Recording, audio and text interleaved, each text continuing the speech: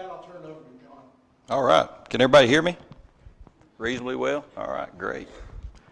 Thank you, Chris. First of all, I'd like to, say thank you for having me up here. It's really a pleasure, and it's really kind of humbling to be here because each year in the past, I've kind of slipped across the border because we only live about 20 miles from South Boston, Virginia, in Roxboro. So I've been a participant in these winter conferences here in Virginia. And of course, our North Carolina conferences will be next week. And I've learned a lot from a lot of people in this room. And I'm not going to try to talk about you because there's too many of you, and I'd probably miss somebody. But so it is gratifying and humbling to be able to come back and share a little bit about some things we do on our farm and a little bit about soil health. So we'll just jump right into it. Rogers Cattle Company is owned by my wife, Sharon, and myself, and we're located in Roxboro, North Carolina. So if you just kind of set the stage, that's a little bit north of Durham, which is, not far from Raleigh, not far from Chapel Hill, Greensboro, lots of population there south of us. Something that's probably pretty unique about our operation is we operate on 100% leased land. We were very fortunate about 13 years ago to acquire a lease on about 300 acres, about 350 acres of pasture land. There's been some changes to that acreage, and I'll talk about that a little bit later. And we've added some other land. We've lost some leases. But by and large, we've been able to make it work on leased land. And somebody told me the other day, they said, you need to write a book about tenant-landlord relations.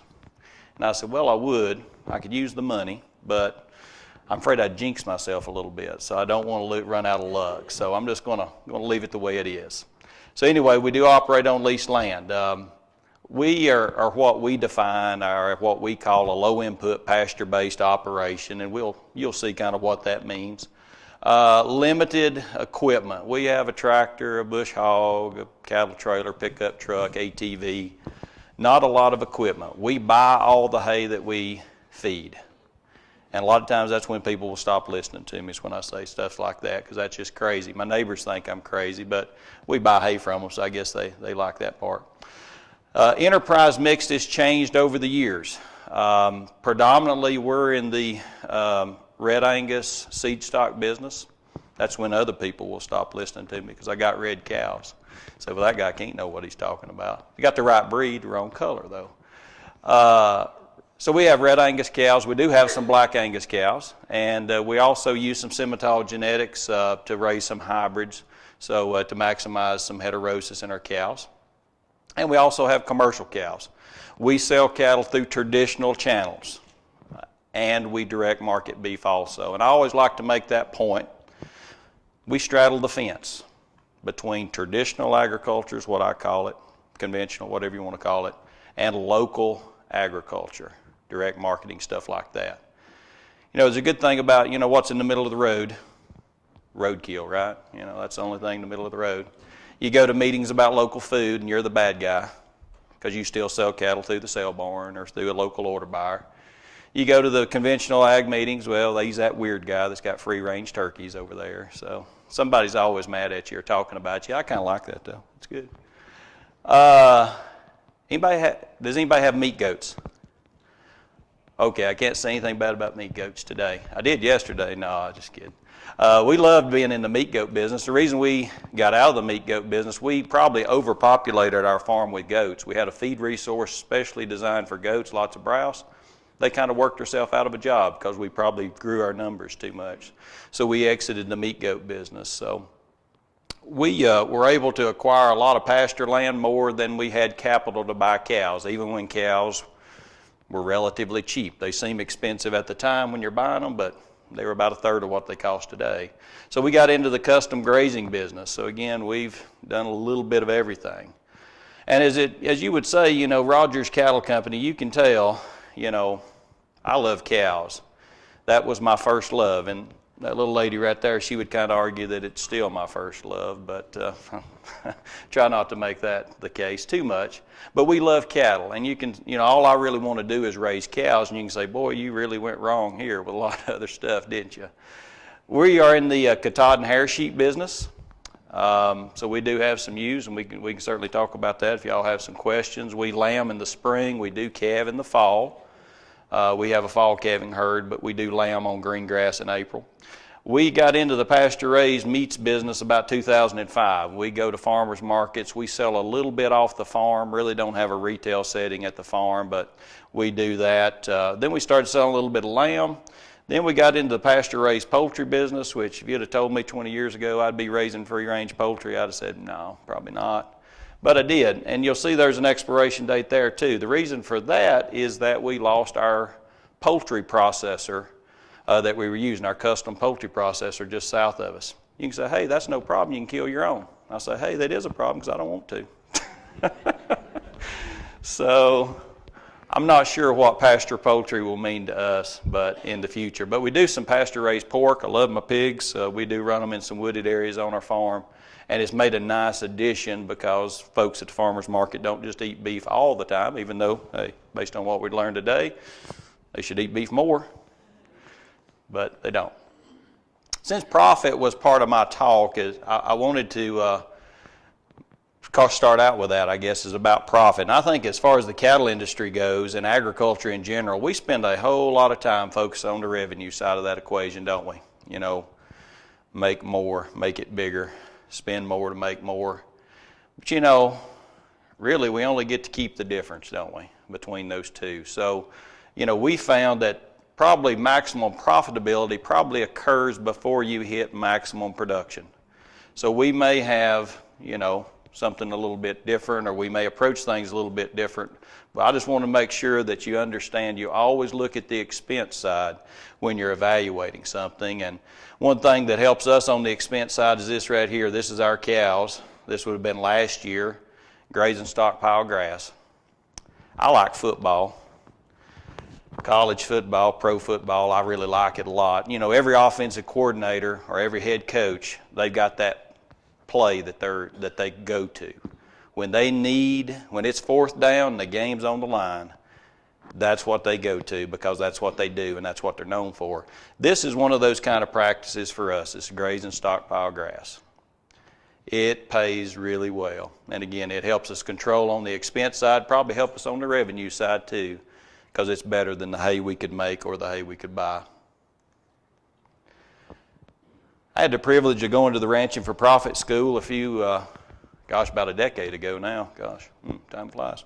Anyway, they talk a lot about ways to increase profit. And really, if you boil it down, there's only three main ways you can increase profit. Again, there's lots of ways to change profit in a business, but it doesn't matter if you're selling Coca-Colas or cattle or sheep or whatever you're selling. There's only three ways when you really boil it down to its bare minimum. You can increase your gross margin per unit. We do a gross margin analysis on all of our enterprises. I know the ones that I need to discontinue or de-emphasize, and I know the ones that I need to emphasize more. So that's your gross product, your percent lamb crop, your calves weaned, pounds of calves weaned per cow exposed, things like that, minus your direct cost. So we do that analysis on our farm, so we know, what we do. Increased turnover. That's the size of your enterprise. That's the amount of enterprises you've got. And you can see that we've added enterprises is what we could do. Yeah, I would like to have been running more cows, but we couldn't find the land to do that, so we stacked enterprises on top of that. So we increased our turnover that way. Decrease overhead. This is probably my favorite. If it rusts, rots, or depreciates, we try not to own very much of it. It's just the way we have to do. When you want to make a living or a sizable part of your living off of the land and off of farming, you really have to watch the overhead. So we're always looking for dead wood in our operation that we can cut and turn loose of, and I spend a lot of my time making sure I'm not the dead wood that gets cut loose. So, realizing the importance of soil function. This was again one of those pivotal moments in your life. I was president of the Forage and Grassland Council in North Carolina in 2012. So Patty, I know what you're going through, and I talked to her a little bit last night about the sweet release it is. When you're the immediate past president, it's kind of cool. Anyway, that year at our winter conferences, we had this guy named Ray Archuleta, who's an NRCS soil scientist. Has anybody met Ray before? Ray Archuleta, heard his talks? Yeah. He's a lunatic. He's a crazy man. There's no doubt about it. But I guess everybody told me going into it, they said, if you've not heard Ray, you need to hear Ray. You need to hear Ray. He's got some really good ideas about soil and soil health. I thought, well, what could he tell me? I said, I've, had plant and soil science classes in college. I said, it's a chemistry set. Nitrogen, phosphorus, potassium, pH, little cation exchange. Heck, take a soil sample every 3 years and do what it says and everything will be fine. What more do I need to know about soil as a grazer and as a cattle producer? Well, Ray started talking about things about the soil as if it was alive. It really sounded alive to me. He talked about the biology of the soil. And I went on and took the information that Ray provided, and we'll talk a little more about that. And I've kind of went a little bit further. I've taken NC State down in Raleigh. They have an online soils course, Soils 101. I've got a little certificate back there on my computer. If you don't believe me, I can show it to you, that says I've passed that course. So I learned about soil. I like to call it digging for answers. It's funny. So that's what I've done. I've embarked on this journey, and Ray was talking about soil as if it was alive. It needs oxygen. It needs to breathe. And yet it needs to get rid of carbon dioxide. It needs water. It's an aquatic environment, but it can in effect drown. So it's just really interesting to me and things that I've really was not accustomed to. It was something that really took me back and something I wanted to learn more about. So here are the principles of soil health, and what I'd like to do today is to go through each one of these principles and kind of how I see they apply from a cowboy logic kind of standpoint. How I think they apply in our operation and what we do as grassland managers. And then I'm going to show you some of the methods that we use on our farm to try to accomplish some of these principles. So the first principle, keep plants growing throughout the year to feed the soil. Okay? I think in order to really understand this, you might have to go do a little bit of digging on your own, a little bit of research, and kind of understand the relationship, this special relationship between plant roots and the microbes that live in the soil. And there's billions of microbes that live in the soil. I hadn't really thought about it a lot. There's a whole food web. You've got bacteria, then you've got protozoa that are going to consume the bacteria, then you've got arthropods that are going to come along and eat some nematodes, and it's just like Wild Kingdom down there. It's unbelievable. So one of the key areas where all this is taking place, most of the activity is going to be in this place called the rhizosphere, and I promise that's the only big word I will use today, the rhizosphere. That is the area around the plant roots where you'll find most of the microbiological activity. Now, why is that? The plant roots provide the microbes with root exudates, amino acids, sugars. Basically, they're providing them with food.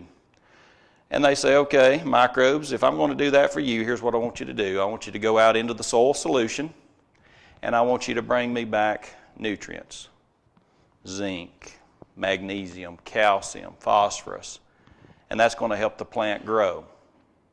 So it's this really neat relationship, and if you want to go a little bit further, this little deal up here called mycorrhizal fungi, that's another relationship that plant roots will have, and this fungi will go out into the soil. You know, your zone of influence for plant roots is really not that big to a degree, and this just takes it out further so they can bring in more nutrients for the plant. And again, the plant provides the fungi with a food stock to produce with. I like to think about things as adaptive grazing. Sometimes I MIG graze, management intensive graze. Sometimes I mob graze. Sometimes I set stock, you know. The grazing police have not showed up yet and arrested me, and I promise you they won't. So if somebody tells you you've got to move your cattle once a day or twice a day or 3 times a day, you know, the grazing police aren't going to show up, okay? Do what is best for your land, what's best for your livestock, and what's best for you as far as your quality of life. And I'm not saying don't graze short, but don't graze too short. What we're talking about here is longer rest periods, because these long rest periods of this fully recovered plant, That's just setting more dinner plates, isn't it, for more microbes. And the more microbes we have, the more microbiological activities they have, and that's going to strengthen our plant populations. And we know if we have better plants, that's going to give us better cattle.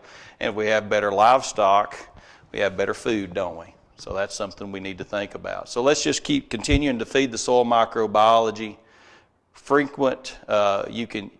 Less frequent grazings and more rest times. The only thing here that I see that may catch us sometimes, and this is a whole nother symposium we could talk about, is endophyte infected fescue. Sometimes when we let that stuff get really tall and rank on us, I think we could get into some other challenges, and I know some other producers are having some issues with that, so that's a whole nother topic. A little bit about this, grazed plants will reduce root exudates to feed the soil microbiology. You can say, well, you just said that, but the point here is grazed versus mowed. When we run our rotary cutters or our bush hogs or our disc binds, it's not the same as when that cow reaches down with her tongue, wraps it around that grass and pulls. That's going to stimulate those roots to release more compounds that's going to feed the soil microbiology. So it's not the same when we mow it for hay. I'm not saying don't mow it. I'm not saying there's not times to do that. I'm just saying it's different, okay? You also have biology. You know, a cow's got a fermentation vat on her side, doesn't she? So she's providing biology in her manure, saliva, and then as our calves nurse, you'll obviously have milk foam. This is just a little bit about, I'll show you this picture. This was this past summer. You know, I think, and I made the statement yesterday, when it rains a little bit every week and cattle prices are really good, I'm a whole lot smarter than when it's otherwise. Well, about June and early July last year, it quit raining. I mean, it was tough at our place and real tough. So what do?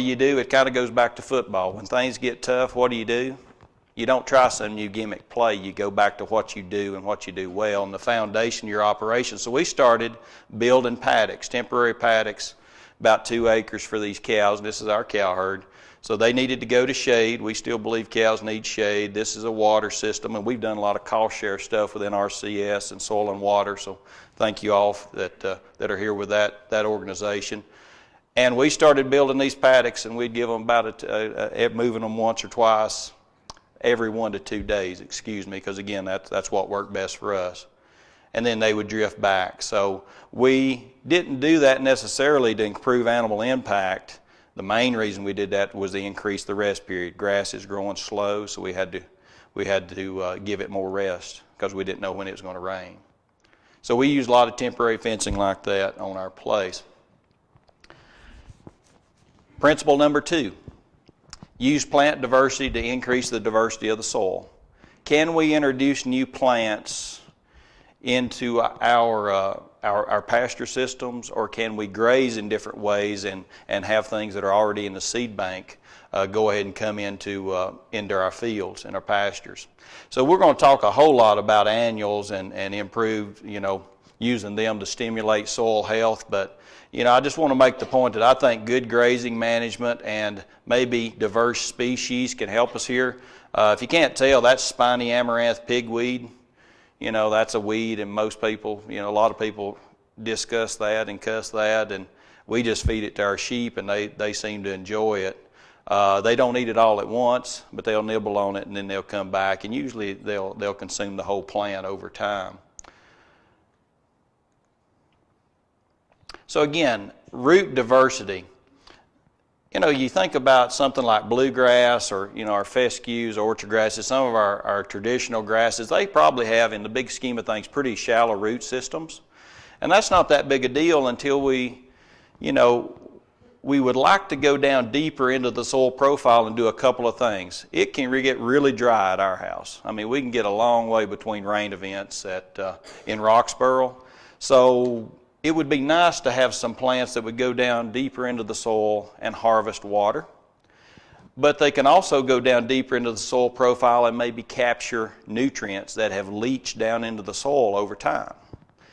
Well, and a couple things could happen, with those nutrients. One, if cattle graze them, it'll end up coming out in the manure, and we'll talk about that here just a little bit. Or let's just say it's a plant that the cattle do not eat. Still got leaves, still has stems, it still brings those nutrients up into the plant from deep down into the soil profile.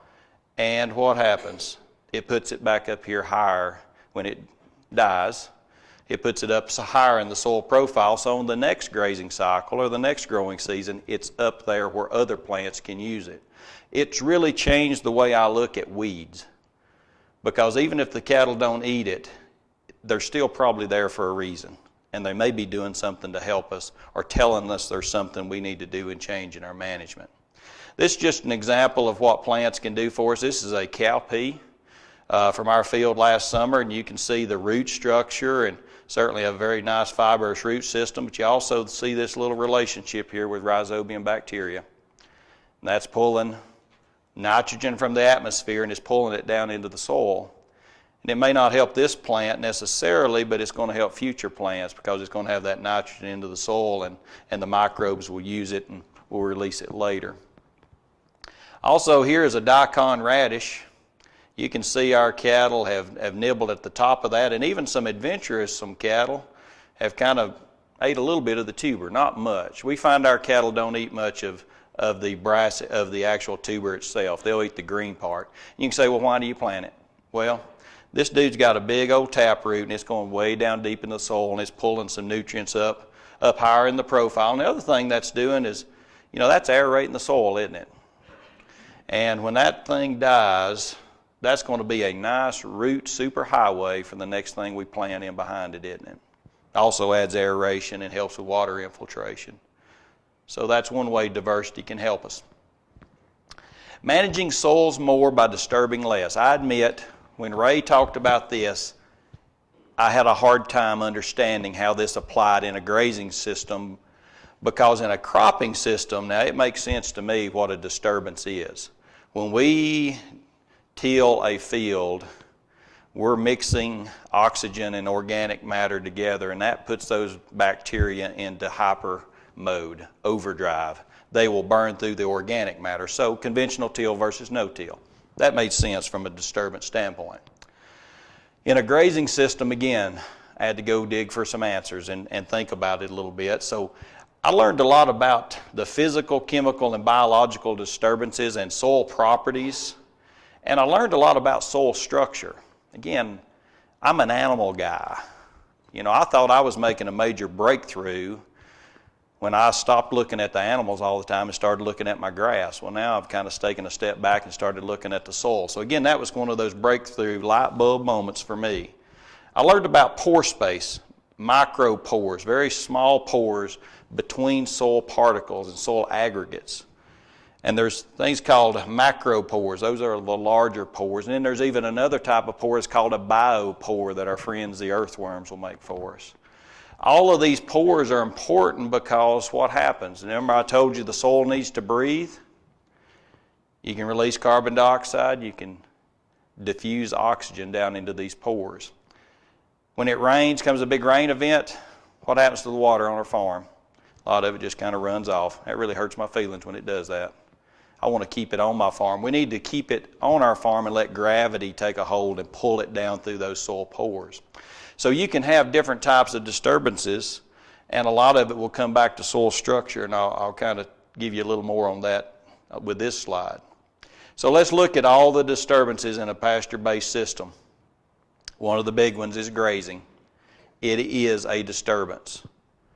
Again, we need to manage that disturbance. I'm not saying don't disturb. I'm not saying don't graze. I'm just saying let's manage it. Let's have a plan. Fertilizer, whether it's commercial fertilizer or manure, that is a chemical disturbance. The soil microbiology is going to have to deal with that. I'm not saying don't put fertilizer out. I'm not saying don't apply manure. I'm just saying have a plan and think about the soil microbiology and what it has to do. Herbicides. Do you have weeds, or do you have a weed overpopulation problem? Is it really hurting your production? And again, we use herbicides. We use inputs. But we think about it. We think about what's going to happen to soil microbiology before we do it. We've already talked a little bit about mowing versus grazing. Equipment traffic, compaction. You can watch it as you drive your truck or tractor over the same path over a period of weeks. What happens to the grass? It starts dying, doesn't it? It's not all just because you're mashing the grass down. You're compacting that soil. It does not change the mineral content of your soil. What you lose is on the previous slide, the soil pore space. And what happens? It suffocates or it dries out. So those are things we have to think about. Dewormer and fly control. Again, that is a chemical input that we're putting on our farms. I'm not saying don't use them. I'm just saying think about it. Do you really need them? I talk to a lot of people. We don't deworm our mature cows a whole lot. You know, we do some, but not a lot. And we look at body condition on our cows. And, you know, if they're in good body conditions, why deworm them? What are you going to do, make a fat cow fatter? I mean, you know, what's the point? So think about that. Think strategically. I'm not saying don't use these. These are all tools that we have in our toolbox. And I've got a nice toolbox. I've got a lot of tools in them, but I don't use all those tools all the time. And you need to make sure you're using the appropriate tool in the right way. I know JB has made a lot of trips probably across the Commonwealth showing this rainfall simulator, and I think that is a powerful, powerful message.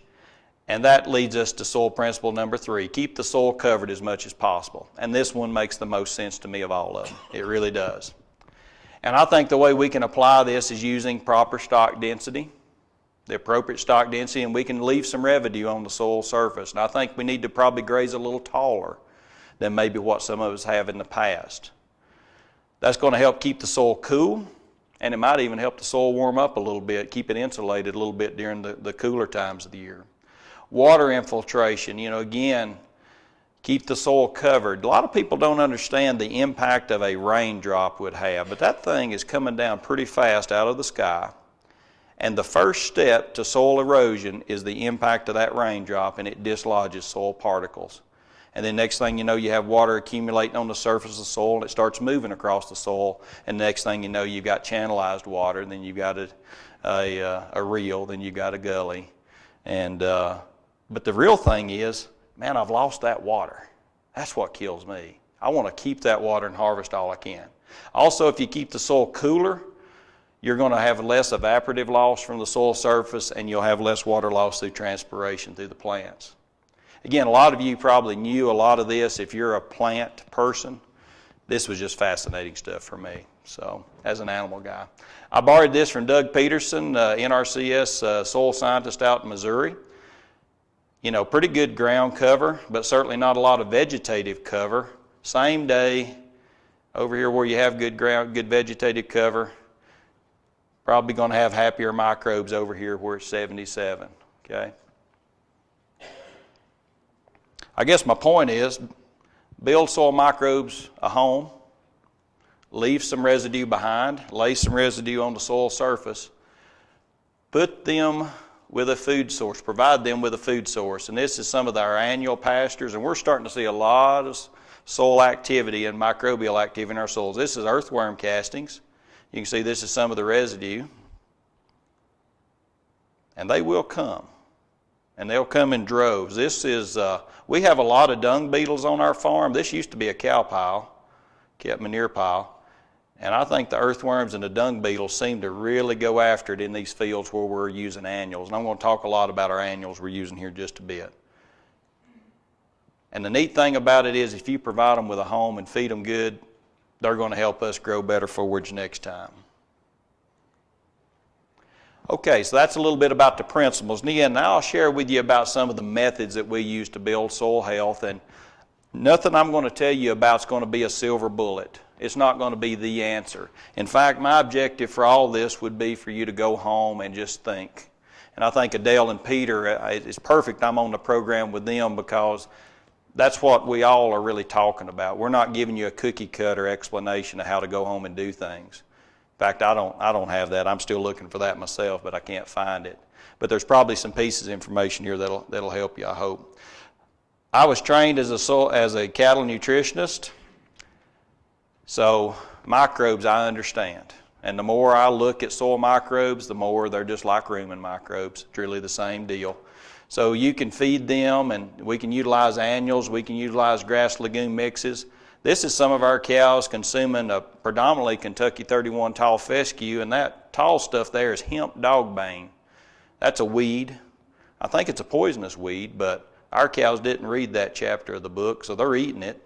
I don't know if that says that they really like hemp dogbane or they really don't like toxic fescue. Actually, I probably know the answer to that, but anyway, afraid to talk about it. Tools for adaptive grazing. If you want to, do any job, you got to have the right tool. And we have a lot of these geared reels, even more than it's actually down here on this four-wheeler. And we use a lot of these white fiberglass posts. And this is kind of our tools. This is what we do to manage our grass and get the cattle to graze where we need them to. We use a lot of these yellow step-in posts. We kind of like those. And, anywhere you've got one of those, you've got a gate. You can either go under it or go over it. As I said, we've done a lot of cost share programs, but you never put in the waters everywhere you need them the first time. And no, you don't put in enough quick couplers or hydrants everywhere you would like to have them. So we use a lot of black plastic pipe that we leave permanent on top of the ground, and we also use some that we move around. Most of what we're doing now is permanent. We have quick couplers on there, and we can put water where we need it. But we also do quite a bit where we will lane the cattle back to water. And of course, you got to have a four-wheeler or a mule or something. You can see back here in the background, I told you there were some changes with the farm that we lease, one of the farms, the major farm we lease, the one we live on. There's a solar farm. I went through about 2 weeks of severe depression when my landlord told me about the solar farm. I admit it, I'm a glass half full kind of guy, but I kind of got to be a glass half empty kind of guy there for a while because I didn't like that. It took about 30 acres of land that I'll never be able to graze with cattle as long as that thing's there, but I will be able to graze sheep there for free in the future. And there's another one about 5 miles up the road that I'll be able to graze sheep on, so it might be Roger's Sheep Company when I come back next time. I'm not really sure. I hope not. I like sheep, but I love my cows.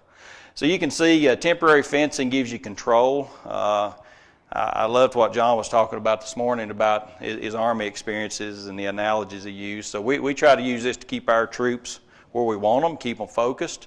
And the neat thing I like about it gives you flexibility. I can graze it this way this time, next grazing cycle I can graze it a different way. I often talk to the folks at NC State and the extension folks that we do a lot of educational stuff with temporary fencing. I tell them sometimes people will just say, I'm not moving that fence every day. I'm not going to do it. And I say, okay, that's fine, move it once a week. Well, I don't really want to do that either. Well, would you set it up once per season? It would take more reels and more posts, but set it up once per season. And then I got to thinking about a guy I went through the Ranching for Profit school with, 7,000 acres, Flint Hills of Kansas, no interior fencing, permanent interior fencing, just perimeter fence. He fences everything, all 7,000 acres just like this, and he does it different every year. He does a seasonal grazing deal, with custom grazing. So that's really cool. So, I think maybe we need to change our approach. Don't move it so often, but you can certainly use temporary fence, even if you don't want to move it. But it does work great if you want to move it. Post-grazing residual will influence livestock performance and soil health. Again, we could have taken this down further, and we could have probably changed our stock density and got a little better trample. But again, we left a home for the microbes, and we left some good residue there for them, but we also didn't hurt our intake and our cattle performance. If you want to make cattle to gain, intake is the key. And the further we make them graze down into the soil profile or into the pasture canopy, it could hurt our performance. Doesn't matter what time of the year it is. It's always a good time to graze, isn't it? Our cows, ruminant animals, they like to graze. And all you got to do is just provide them something to graze, and they'll do the work for you. Didn't have to start the tractor. Something else we really concentrate on are the movement of nutrients on our farm. We live in a poultry deficient area. There's no chickens around us other than our free-range chickens, and they're not enough to wad a shotgun with. But, so we don't have a lot of poultry litter that we could use as fertilizer. So really all we have as nutrients coming onto our farm is the hay that we bring in, as well as the commercial fertilizer we buy, which we try to minimize. So sometimes we'll unroll hay like this, and if it's going to be dry for a period of days, if we really want to increase the impact on an area and add some nutrients, and then we'll bring the girls in and kind of let them eat it, and they'll clean it up pretty good. But what they don't consume, people say, oh, you're just wasting your hay. Is it really wasted if you put it where you want it to be? Earthworms have got to eat something. So again, I'm feeding my soil microbiology, I'm feeding the soil micro herd, then I'm feeding the herd above the ground too. This is probably the one that I'd like for you to remember the most. Cattle eat money. A lot of times, people say, well, my grass, grass is free, hay's free. No, cattle eat money, okay? What you do has value. And for every dollar that your cattle consume, they're going to put about 85 cents of that back out somewhere, okay? Where are they going to put it? They're going to put it under the shade tree, in the pond, in the creek, or are they going to put it out here where it'll help you grow more grass and feed the soil microbes? Okay, I want to make sure you didn't think I lived in a cattle utopia where we never have mud, never tear anything up, never do. So yes, we over-impact areas. When you intensify management, intensify your grazing, sometimes you have them trailing back to water during wet times of the year, and they can cut up a place pretty good. What do we do to that area? Let it rest. You can't really over-impact an area, but you can over-impact it too long, and you can come back too soon, okay? So that's the way you fix that in that area. I didn't get a picture made of it. It looks like the rest of the field. Annual forages. So this has been a neat little adventure, and I'll kind of have to blame Ray or give him credit for it, because Ray basically, when we were riding back in the van from our forage conferences, he basically called me a chicken because I wouldn't try it. And I'm not too afraid to admit, you can take the boy out of the country, but you can't take the country out of the boy too much, can you? So, I'm not going to be called a chicken. I'm going to do it. But I was already wanting to do it anyway. So anyway, Ray kind of badgered me enough and pushed me over the edge. And so we wanted to try annuals because of soil health, and we also wanted a higher quality feed stuff. We also wanted to get our cattle off fescue, and we had some pastures that were beat up after some drought years. They were some sacrifice pastures. I'm not going to spend a lot of time on this because I know it'll probably be available to you. I just wanted to make it very clear. We've got summer annual mixes and winter annual mixes. We have a simple summer mix, and this is by weight because it's mostly sorghum Sudan grass by seed count, and some cowpeas, so you got a grass and a legume, and then over here, different years, you've got various diverse mixtures of summer species. But really, you've always got broadleafs, brassicas, and you've got legumes as well as grasses. Winter annual mixes, same deal. Right now, we've got a field that's oats and crimson clover, and then we've got a diverse field. I'm going to take you to 2 summers. And the reason I'm doing 2 summers is because that's where I have my best data. I keep really good cattle records, really good financial records, really poor grazing records sometime. And luckily, JB caught me about this time last year, and we started talking about this. So I've got really good data on 2014 and pretty good data here on 2013. So I'm going to talk about one field, okay? One field, one grazing cycle only. DM, that's not dry matter, that's diverse mixture. This is diverse mixture field. With our replacement heifers, 55 head, 612. Started grazing on the 15th of June. Okay, a week prior to this, we sprayed with glyphosate, 1 quart per acre. So we knocked it back. 45 days later, we started grazing. First grazing cycle took 27 days. As I said, when it rains a little bit, and when it rains a good amount, I'm a lot smarter. My decisions are a whole lot better. So that kind of sets the stage. Now, what did we get done? Okay, 1 grazing cycle. Now, we grazed it again, but I don't have that data for you. 1 grazing cycle, 170 pounds per acre, 189 gain. I put everything on a 1,000-pound animal unit basis, okay? So we could run 55 animals, 55 1,000-pound animals on an acre for a day is what we could do. Basically, it's what that's telling us. So 1 grazing cycle, we got 55 days of grazing per acre for a 1,000-pound animal. $62.82 per acre is the seed cost. We got to add drill rental and other things on top of that. Okay, so that's 2013, what we were able to accomplish. Just a point of reference, our cattle wouldn't do anywhere close to that on fescue during that time of the year. Everybody likes pictures better than numbers, so here's what it kind of looks like about a week after planting. We're setting up our first grazing with that's a four-wheeler, it's Honda Foreman, so you can see we're riding it down, putting up our poly wire. This is kind of what it looks like after you run 55, 600-something pound heifers through it. That's what a 600-something pound heifer looks like in there. Just a little bit about our water source. We were trying to keep them from walking back to water all the time. We do have a mirror found in that field.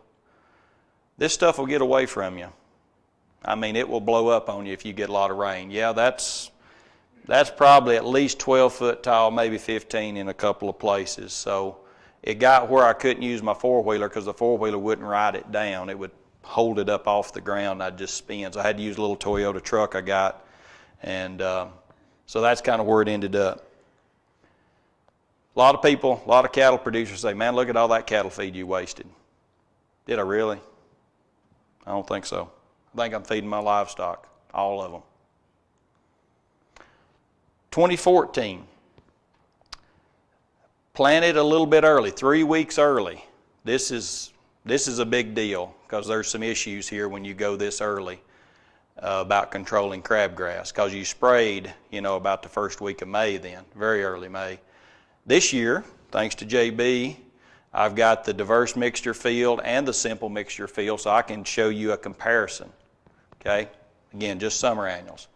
What I can't show you is what it'll do on growing cattle necessarily because we sent all our replacement heifers to a different farm that we were able to lease. So all I had were ewes and lambs and brood cows to graze all this.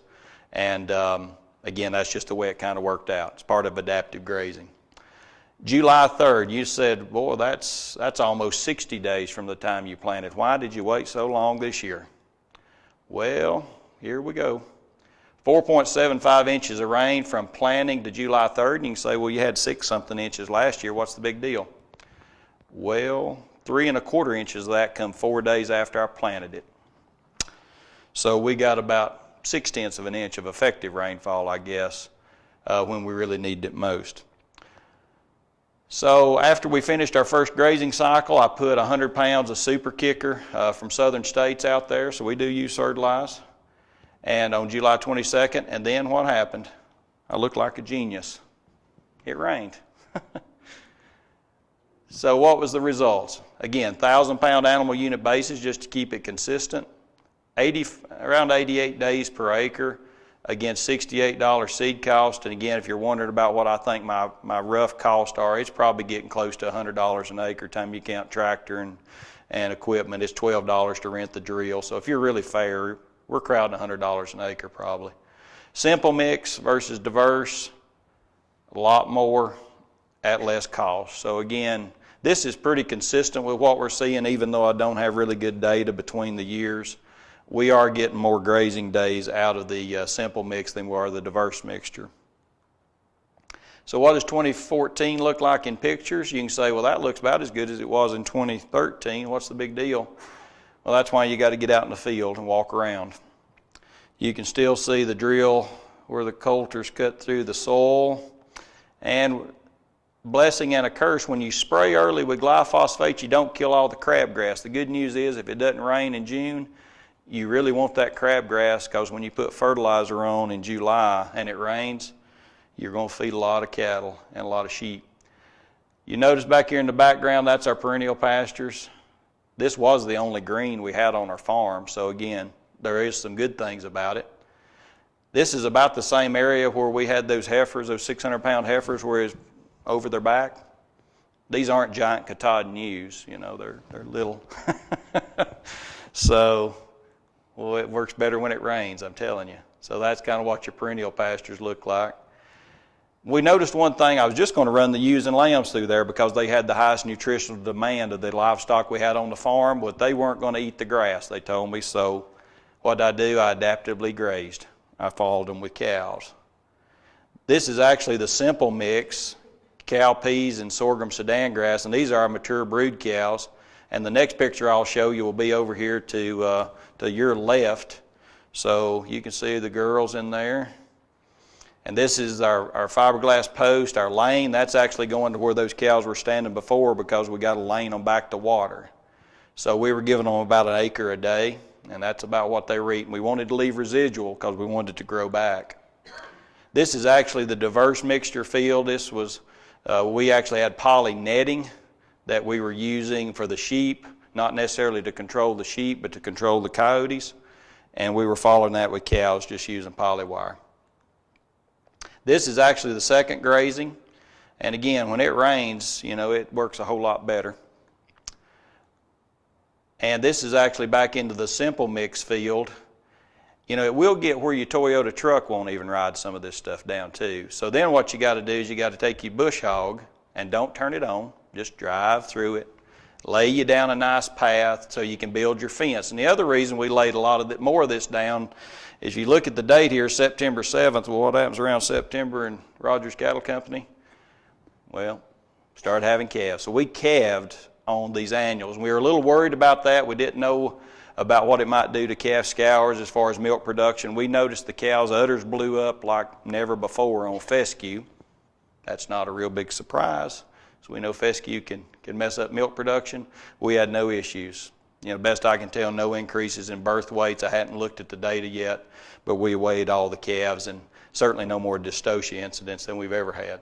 So just some observations about using annual forages. If you want to smother old stand fescue out and move to something else, it will do that really well. It will provide excellent quality forage, during the summertime especially, and really during the winter also. Cattle do benefit from a fescue alternative. Our cows looked a whole lot more comfortable than the replacement heifers the year before. We only had 2 heifers that showed a real high incidence of heat stress, and we obviously eliminated those from the system. Impressive yields on marginal soils. Both of those fields have phosphorus indexes in the teens, so not real high octane kind of soil, and we don't put much fertilizer out there. We're letting the legumes do that for us. Establishment cost for me is a concern. You can see that, and I guess the real question I have is that is a 2-way mix or is an 8-way mix 4 times better than a 2-way mix? I know I'm not getting as many livestock grazing days out of the diverse mixture, but am I building soil health faster with it than I am the simple mix? And nobody knows the answer to that yet, but again, we'll have to keep digging. If you can stagger the planting dates, put a week or 2 between the planting dates, it would be better. The drill that we rent from our Cattlemen's Association, it's 11 foot wide, bringing it down the road on the other side of the county, and we kind of have to get it done while we all got it there, but so it doesn't work out that way for us. But it would reduce your weather risk, and it could stage out your grazings and where you could harvest it at a more appropriate quality for cattle. Seems like we spend a lot of time waiting.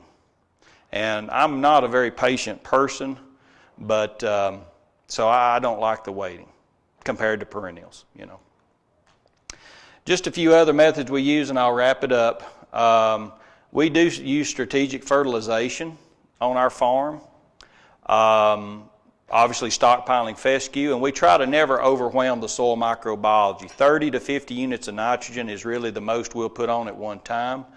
On our fescue, and we'll also stockpile some Dallas grass in the late summer for grazing in the early fall. So we found that we can use about really 25 to 30 units of nitrogen, works real well for that.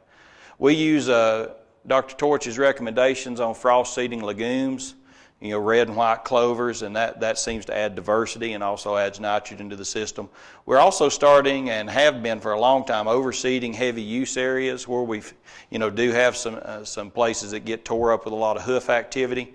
We've used Red River crabgrass and Quick and Big crabgrass, and now we're going to start looking at some of the brassicas, maybe some of the radishes and turnips to try to maybe break up some of the compaction that we know we're getting in those areas, and it might be even a little quicker to establish, and certainly high quality. I'll wrap things up, and again, this has been an interesting journey for me as a grazer, because I went from a guy that just really liked cows to having a diverse group of livestock that we kind of managed, to really looking at the forage as a resource and something that has tremendous value and can be managed, and I can be paid very well for learning how to manage that forage resource. And I think the same thing, I believe that the same thing will happen with managing the soil. I think it's very important, and it's something I've ignored for a long time, not by design, it's just I didn't really think about it. But it is the foundation for everything we do, and I think it's certainly something we need to think about as we manage our agricultural systems. I would ask you to consider and embrace the principles of soil health. And again, I didn't give you anything here, any methods that you can apply on your farm. I think you need to go home and just think about what you could do and think about soil health as you manage your farm. I think it's within the grasp of every producer to improve soil health with good grazing management. You don't have to do what I'm doing with the annuals or anything else. I think if you do good grazing management, I think you will improve soil health just by that way. Now, you may want to kickstart it and speed it up with more intensive practices, like some of the annuals, or you may want to use the annuals to transition and go to a different type of forage. A lot of times when I go to a dinner party or some type of non-agriculture activity, which isn't very often, but when I am somewhere else and somebody says, well, what do you do? I say, I'm a farmer, proud to be, and glad to be a farmer, and feel very fortunate to be able to do that. And you know, some people are very impressed with that, and now it's even more so because, you know, farming's cool again. Everybody wants to talk about how food's produced, so it's kind of neat. But, you know, some people just say, well, that guy's a farmer. You know, and those of you in the room that are farmers, I want you to think about all the things that you have to look after. You are a resource manager like no other. You have to manage weather. You have to manage soil, forage, livestock, people, finance, capital. You've got a lot to say grace over. It's a big deal what we do as farmers. It really is. So I'll just leave you with that. And I'll leave you with one other thought. Just to think about soils. This is a big deal too, and this is important, and we need to manage this as best we can. Thank you for your time.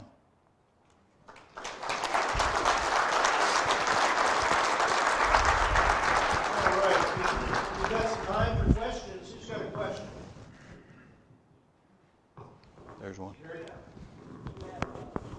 What's your deer population? Deer population on our farm? It's a lot more than now we've been planting these annuals. You just talked about leaving polywire up all summer.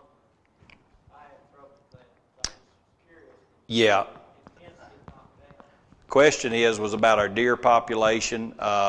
About leaving polywire up the whole time. And I know a lot of folks that do have challenge with that. We don't do much of that. We do move ours all the time. You know, you can leave it up more often. And we do have some areas that are semi-permanent polywire is what I call it, because it's been there for a year or more. And, you know, we just have to go in, Terry, and just make sure it's up before we go in there. I mean, rarely do we have cases where they actually drag it. I mean, they may knock a few insulators off or break some tips off some posts, but it's something we can manage. But we do have some deer. Other questions for Johnny? You eat the deer, you eat the deer and sell the beef, or what? What's that now? Do I eat the deer and sell the beef? No, I'm not a hunter.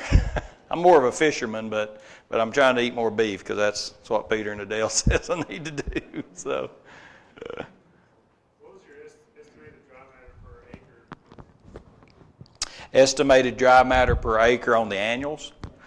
You know, we've not really looked at that. We do have some data because we worked some with Dr. Matt Poore at NC State. We've got that data from 2013. I just need to kind of go back. I'd have to go grab that data and look at it, because they did measure that. They took samples, and I would say it's a bunch.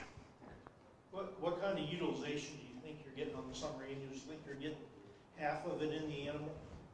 I like to think we're getting half of it in the animal, but there's so much of it that you know, that stalk is so big. You know, if you look at the stalk to leaf ratio, it may not be that much by weight. But I do think we're getting some good utilization out of it. But again, if we could probably go in, if we could stagger our dates, our planting dates, I think we might harvest it at a more appropriate time. But again, part of our goal here is to feed the livestock something better, but we also want to feed soil microbiology. So we really don't mind when it looks like we've laid cane on top of the ground at the end of the grazing.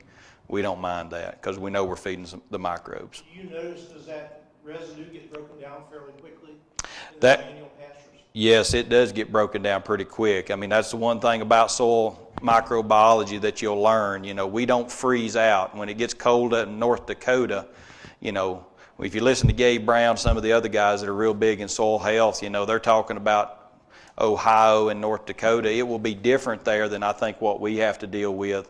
I'm not saying we can't improve soil health, but it will be different. And it does get broken down, but we will probably still see it. It'll be broken down. The big pieces will be broken down by this next spring. So we got. Another question, Joe? Are you putting your annuals in the same areas each year? Yeah, question is, are we putting our annuals in the same area each year? Yes, we are, but our plan is to transition to a perennial. I've just not decided which one.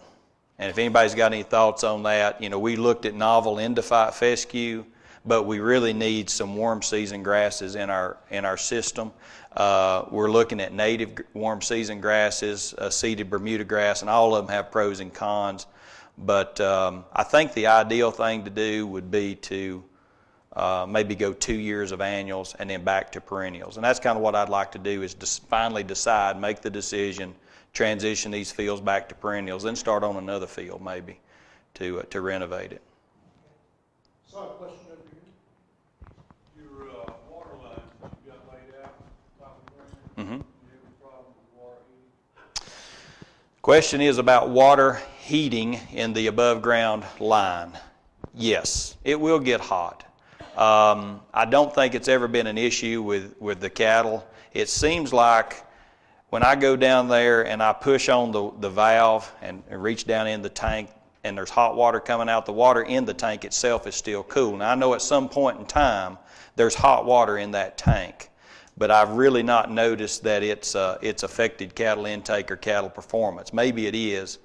The other thing is, we used to lay that along the edge of the fence line, and you know, we try to keep our fence line sprayed to keep the vegetation down. We've learned now we need to move it off the fence line a little bit, and then just remember we've done that, so when we go in and with equipment or something, we don't chop it up. But I think that's the other thing. It will vegetate over. We have some going out into fields, and it'll grass over, and I think that helps a lot. But so we're still learning on that. Any other questions? See one in the back there? Yeah, our climate's a little bit colder than people are. Would you recommend a mix of summer annuals for this area versus what you're using? Would I recommend a different mix of summer annuals? You know, I'm not really sure. I'd probably have to defer to an agronomist on that, but I would think you could probably use a similar mix to what we're using, but you may not get as long. You probably don't have as long a grazing season up here, Gris, I wouldn't imagine. You have shorter here in this part of the state. Yeah. But I think summer annuals can still be a beneficial part of a system. One thing that you mentioned yesterday, and I noticed you didn't mention today, was the cost of summer annuals. Yep. And that can be pretty high, and you have to consider that when you start using a lot of annuals within your system. I always view annuals as a way to supplement a well-established perennial sod. You know, if you've got a good perennial sod established, and then you use those annuals to kind of fill in for those times of the year when you don't have quite enough forage. I'd agree with that. Any other questions for John? One right there. Your frost seeding, at this time of year, we get a lot of freezing and thawing around. Can you speak to that a little bit? Yeah, normally we'll frost seed in our area sometime in February.